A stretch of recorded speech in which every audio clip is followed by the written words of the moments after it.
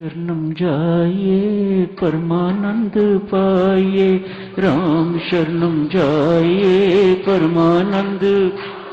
श्री राम शरणम जाइए परमानंद पाइए, राम शरणम जाइए।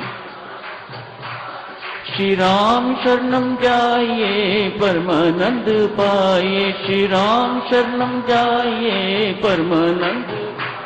श्री राम शरणम जाइए परमानंद पाइए, श्री राम शरणम जाइए परमानंद पाइए। श्री राम शरणम जाइए परमानंद पाइए, श्री राम शरणम जाइए परमानंद। श्री राम शरणम जाइए परमानंद पाइए, श्री राम शरणम जाइए परमानंद।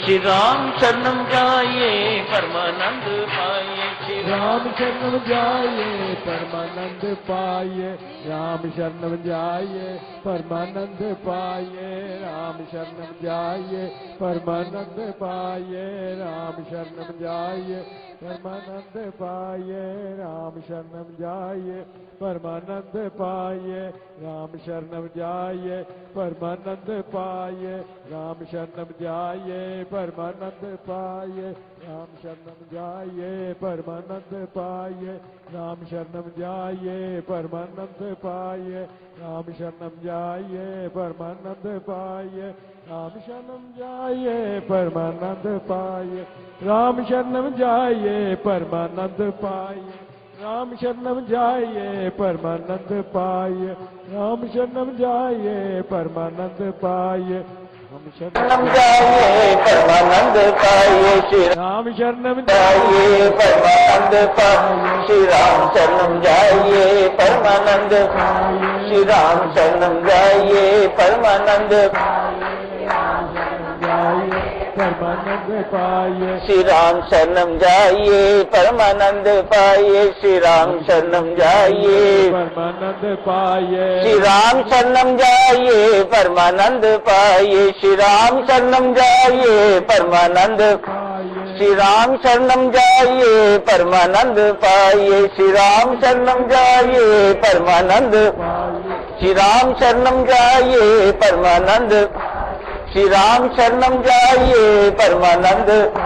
श्री राम शरणम जाइए परमानंद, श्री राम शरणम जाइए परमानंद।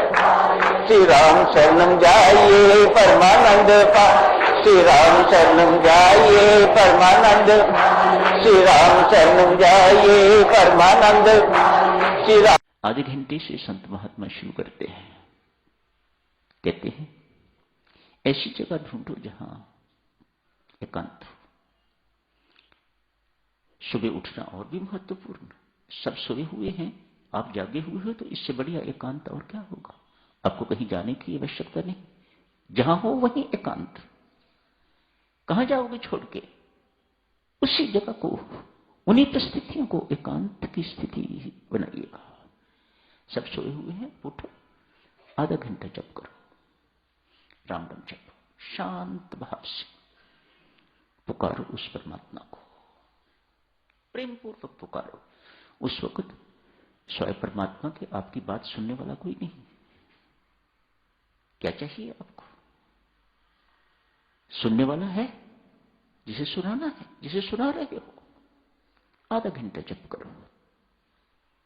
जप करते करते ही 15 मिनट के लिए ध्यान में शिल्प कर जाओ, प्रवेश कर जाओ। 15 मिनट। जब आप धीरे धीरे आधे घंटे से 1 घंटा भी बढ़ा सकते हो, लेकिन ध्यान की अवधि इतनी ही रखो, 15 मिनट। बढ़ती बढ़ती 20 मिनट, और ज्यादा बढ़ाएं तो आधा घंटा। 15 मिनट रखो, बहुत अच्छी रहती है। 15 मिनट के ध्यान में बैठो। क्या करना है उस वक्त? परमात्मा के गुणों को याद करना है। देखो 15 मिनट कैसे व्यतीत हो जाएंगे। तो सच्चिदानंद घन परमात्मा का है। तेरा लाख लाख धन्यवाद परमात्मा। मैं कभी जिंदगी में पहले 4 बजे नहीं उठा था, तूने कृपा करके मुझे उठा दिया। मैंने राम राम कभी नहीं जपा था। इस मांस के लोथड़े को अच्छा बोलना कभी आया ही नहीं। आज राम राम जपा है, सर्वोच्च काम, सर्वोत्तम काम आज किया है। ये तेरी कृपा का प्रतिफल है परमात्मा। तेरा लाख लाख धन्यवाद। तेरी वाह वाह, वाह राम, वाह वाह राम, वाह। इन्हीं बातों में 15 मिनट व्यतीत हो जाएंगे। सच्चिदानंद घन परमात्मा, सर्वंतर्यामी परमात्मा तो सबके हृदय में विराजमान है, मेरे हृदय में भी तो विराजमान है।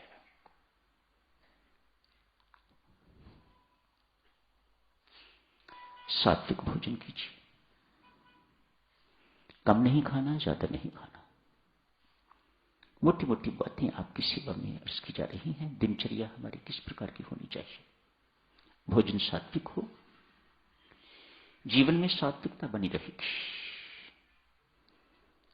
अधिक नहीं खाना, कम नहीं खाना, सात्विक भोजन लीजिएगा। इस सारे के सारे संसार को परमात्मा का साकार रूप मानो, ये सत्य है।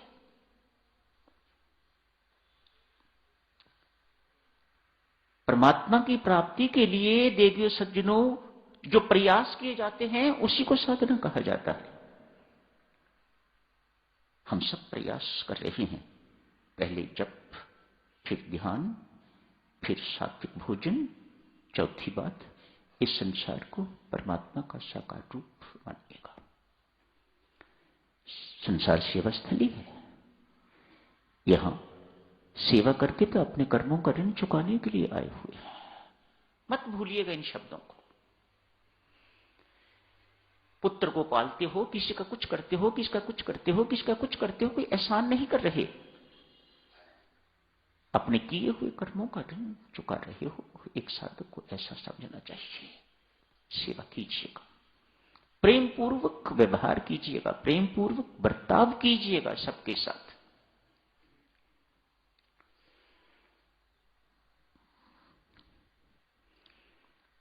चार पांच बातें होगा। परमेश्वर को सदा अपने अंग संग मानना, भीतर विराजमान परमात्मा को बाहर इधर इधर आगे पीछे ऊपर नीचे हर वक्त जहां आप हो वहीं परमात्मा। आप परमात्मा के साथ रहिएगा और परमात्मा को अपने साथ रखिएगा, अंग संग रखिएगा परमात्मा को। दोनों बातें करना। मैंने अर्ज की ना, वह तो आपके अंग संग रहता ही है, हमें नहीं रहते। इसलिए दोनों ओर से कह रहा हूं, परमात्मा आपके अंग संग रहे, आप परमात्मा के अंग संग रहे, दोनों साथ साथ रहेगा। तब अपने ऊपर एवं आसपास जो कुछ भी घटित हो रहा है स्पष्ट दिखने लगेगा। परमात्मा की शक्ति एवं परमात्मा की इच्छा से घटित हो रहा है। सहर्ष शिरोधार्य कीजिएगा। साधना संपन्न।